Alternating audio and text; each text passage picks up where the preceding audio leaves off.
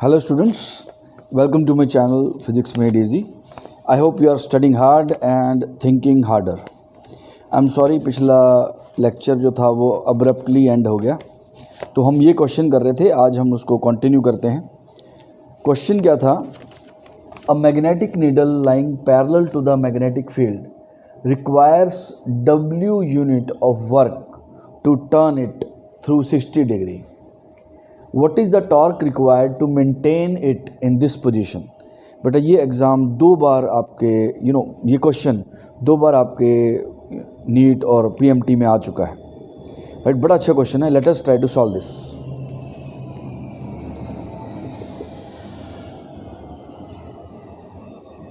सबसे पहला वर्ड इसमें है पैरेलल. पैरेलल का मतलब बेटा θ1 क्या हो गया? 0 डिग्री.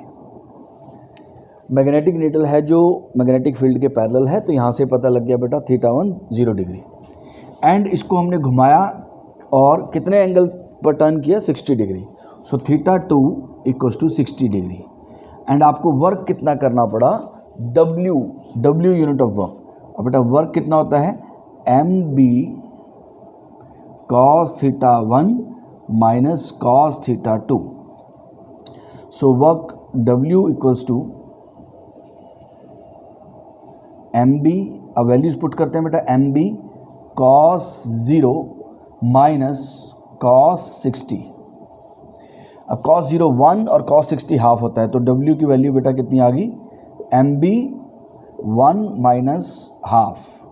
सो W आ गया बेटा MB अपॉन 2.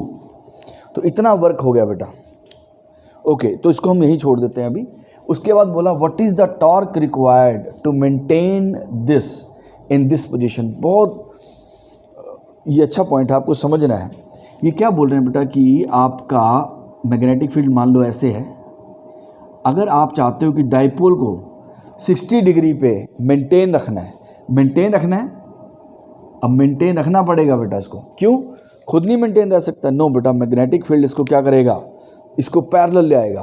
बेटा क्वेश्चंस में ये सोचोगे ना, तो आपको हर क्वेश्चन से बहुत कुछ सीखने को मिलेगा, राइट? अब सीधा इसका आंसर भी निकाला जा सकता है, tau equals to MB sine alpha. बिल्कुल ठीक है, लेकिन आप ये सोचो, इसके हर वर्ड को समझने की कोशिश करो. What is the torque required to maintain this. जैसे अगर मैं चाहता हूँ ये मार्कर यहाँ पे मेंटेन रहे, अगर मैं चाहता हूँ बेटा मार्कर यहाँ मेंटेन रहे, तो मुझे कितनी फोर्स लगानी पड़ेगी? सर mg, क्योंकि mg इसको नीचे पुल कर रहा है. अगर मैं mg नहीं लगाऊंगा बेटा ये बैलेंस नहीं होगा, ये हवा में नहीं रह सकता. तो what is the force required to maintain this marker at this position? mg. कौन लगा रहा है? मेरा हाथ लगा रहा है. अब यहाँ पर क्या है बेटा? What is the torque required to maintain this here. हमें टॉर्क लगाना क्यों पड़ रहा है? क्योंकि मैग्नेटिक फील्ड इसको ऐसे घुमाने की कोशिश करेगा. तो टॉर्क कितना लगाएगा magnetic field? MB sine alpha. तो MB साइन 60 डिग्री. साइन 60 होता है बेटा √3/2. सो MB √3/2. बट MB/2 की वैल्यू कितनी है? W. So torque equal to कितना आ गया? W√3. यानी कि आपको इतना वर्क करना पड़ेगा अगर इसको यहाँ पर मेंटेन रखना है.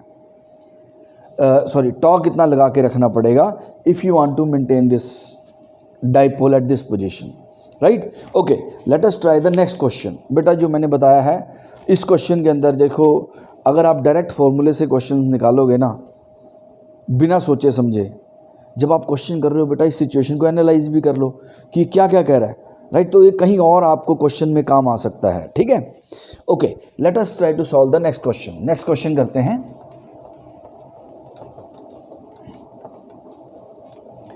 हर क्वेश्चन में बेटा लेफ्ट राइट भी थोड़ा सोच लिया करो. अच्छा ये क्वेश्चन है, इसमें अगर ऐसा पूछा हो तो क्या है, ऐसा पूछा हो तो क्या है. एक बहुत फेमस लाइन है, life of the science student is not complete till he has solved questions made by himself. Science student की लाइफ तब तक कंप्लीट नहीं होती जब तक वो अपने बनाए हुए क्वेश्चन सॉल्व नहीं करता. हम भी साइंस स्टूडेंट है बेटा. I am a teacher, but teacher, right? Science में तो इतना कुछ है, तो आप थोड़ा कोशिश क्या करो, क्वेश्चन में लेफ्ट राइट भी थोड़ा सोचा करो. ओके, लेट अस सी क्वेश्चन क्या कहता है. क्वेश्चन कहता है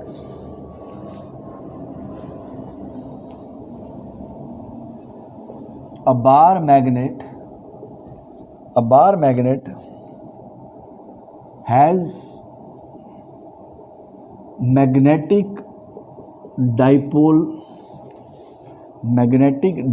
moment 2.5 जूल पर टेस्ला, राइट। जैसे अब मेरे को क्वेश्चन आया इसके यूनिट जूल पर टेस्ला कैसे आए होंगे, ये क्वेश्चन बन गया, क्योंकि बेटा एक यूनिट पे भी क्वेश्चन आना है। आप यहाँ से आप थोड़ा सा इसके बारे में सोच सकते हो। ओके, मैग्नेटिक मोमेंट 2.5 जूल पर Tesla is placed in a magnetic field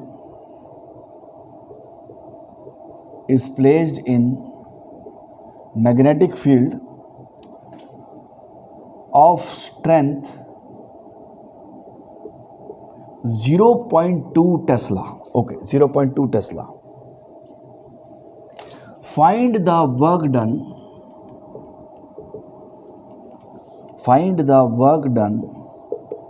in turning this magnet from 0 degree to 180 degree with respect to the magnetic field.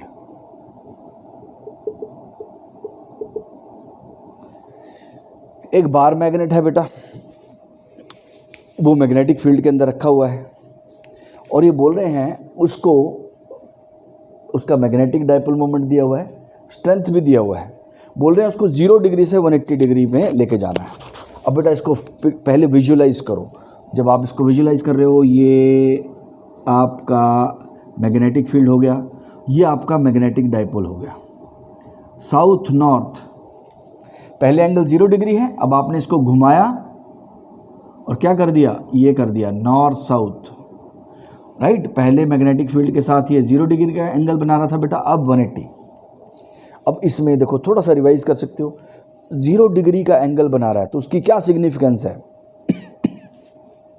अगर डाइपोल मैग्नेटिक फील्ड के साथ 0 डिग्री के एंगल पे है, इसका मतलब स्टेबल इक्विलिब्रियम, इसका मतलब लीस्ट पोटेंशियल एनर्जी, इसका मतलब टॉर्क 0।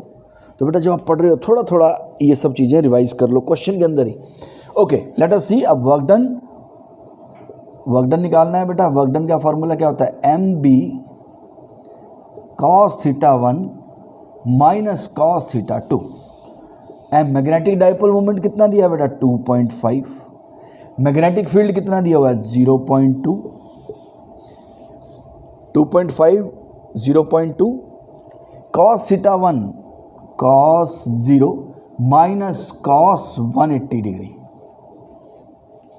cos 0 1 होता है, cos 180 माइनस 1। देखो बेटा आपने इतनी मेहनत की और अगर आपको cos 180 नहीं आता होगा, राइट, तो आपको बहुत बुरा फील होगा। इसलिए छोटी छोटी बेसिक चीज़ें ज़रूर कर लो।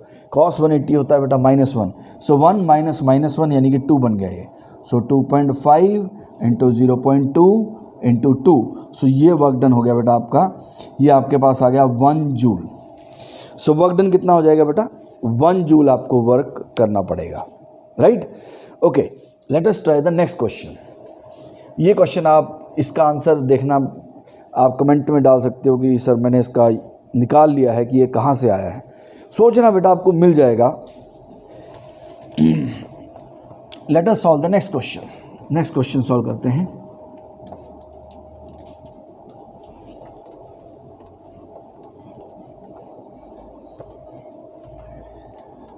बेटा अगर मैं यहाँ पर अभी 50 क्वेश्चन और भी सॉल्व कर दूँगा तो उससे आपको खास बेनिफिट नहीं होगा। आपको जो बेनिफिट देगा एग्ज़ाम में वो खुद जो आपने हाथ से सॉल्व किए हैं क्वेश्चन खुद से, राइट। यस, थोड़ा स्टार्टिंग के लिए बिल्कुल ठीक है। तो स्टार्टिंग के लिए 20-30 क्वेश्चन अगर आप देख लेते हो, ओके सर ने सॉल्व किए हैं, लेकिन उसके बाद आपको खुद सॉल्व करना चाहिए, उससे आपको बहुत बेनिफिट होगा। कोई भी बुक उठा के आप, और एज ए टोल्ड यू पहले लेक्चर्स में भी मैंने बोला है, एक बुक उठाओ और उसको पहले फिनिश करो। आपको बहुत सारे लोग बोलेंगे ये भी अच्छी है, ये अच्छी, सारी बुक ठीक है बेटा, पहले एक बुक फिनिश करनी है। लेकिन okay, let us write down the next question. Magnetic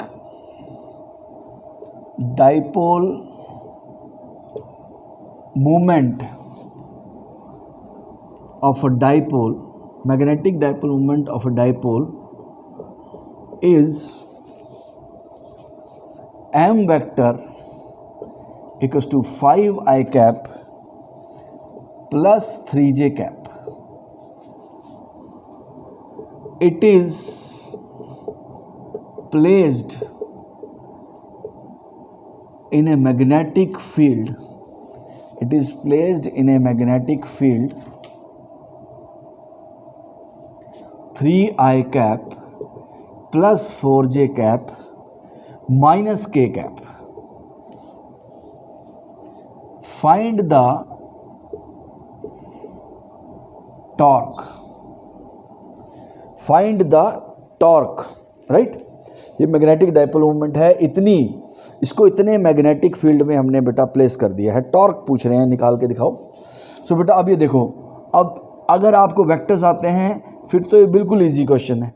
अगर आपको वेक्टर नहीं आते हैं बेटा तो मुश्किल हो जाएगा। तो आप इसलिए वेक्टर के लेक्चर देख लो, राइट, जो बीच में आता जा रहा है, क्योंकि बेटा ये आपको हर एक चैप्टर में हेल्प करेगा, राइट। आप वेक्टर के सारे लेक्चर अपलोडेड हैं, वहाँ जाके आई नो आपको लगेगा कि सर बहुत ज़्यादा हैं, लेकिन आप बेटा 2x पे देख लो, राइट। लेकिन I don't want to keep you in dark, बेटा उनके बिना काम नहीं चलेगा, राइट। जब तक आपको वो नहीं आएगा तो आपको हर चैप्टर में अच्छे क्वेश्चन पे आप अटक जाओगे, राइट। तो आप वेक्टर्स देख सकते हो। यहाँ पे हमें क्रॉस प्रोडक्ट यूज़ करना है, तो आप अभी क्रॉस प्रोडक्ट और डॉट प्रोडक्ट के लेक्चर्स देख सकते हो, जिससे आपको ये आ जाए। Okay, dot. अब हम टॉर्क का फॉर्मूला क्या होता है बेटा? टॉर्क होता है m vector cross b vector. तो कैसे निकालेंगे? पहले लिखना होता है बेटा ijk, ओके। फिर m वेक्टर के कोफिशिएंट, m वेक्टर के कोफिशिएंट क्या है? 5, 3, 0, क्योंकि बेटा यहाँ पर k कैप नहीं है, तो k कैप का कोफिशिएंट मस्ट बी 0, ओके। अब हम पुट करते हैं बेटा मैग्नेटिक फील्ड यानी b वेक्टर, इसके कोफिशिएंट 3, 4, -1। उसके बाद टॉर्क कैसे निकाला जाता है बेटा? आई के नीचे वाले नंबर्स को छोड़ देना है, this into this minus this into this, -3, okay. फिर माइनस जे कैप लिखते हैं, जे कैप के नीचे वाले ये छोड़ देने हैं। जो मैथ्स के स्टूडेंट हैं उनको तो बहुत इजी लग रहा होगा, सर ये तो डिटर्मिनेंट निकालना है। यस, वही है बेटा, बिल्कुल। सो जे कैप के नीचे वाले छोड़ दो, दिस इंटू दिस -5, के कैप के नीचे वाले, जे कैप के नीचे वाले छोड़ने हैं, this into this -5 minus this into this 0 into 3 -0, okay. Plus के कैप, ओके। के कैप के नीचे वाले छोड़ देना है 20 -9, 20 -9, तो कितना आ गया बेटा? -3i cap plus 5j cap plus 11 के cap, -3i cap plus 5j cap plus 11 के कैप। तो ये टॉर्क है जो एक्ट करेगा। अगर इसका मैग्नीट्यूड पूछे, अगर MCQ में बेटा वेक्टर फॉर्म में दिया हुआ, तो ये अगर इसका मैग्नीट्यूड पूछ लेते हैं, टॉर्क का मैग्नीट्यूड क्या होगा? √3² प्लस 5² प्लस 11²। ये टॉर्क का मैग्नीट्यूड हो जाएगा अगर पूछा जाएगा, राइट। तो आपको इस क्वेश्चन में क्या आना चाहिए था? क्रॉस प्रोडक्ट निकालना आना चाहिए था। Okay, let us solve the next question. Next question solve करते हैं।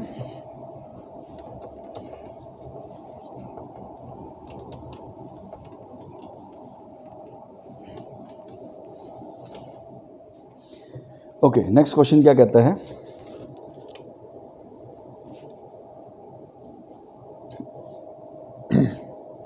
Next question says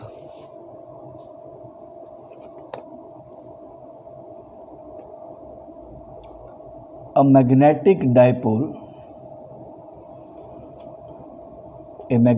dipole is in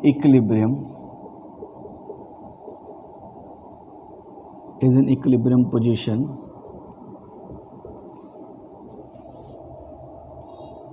in a region of two magnetic fields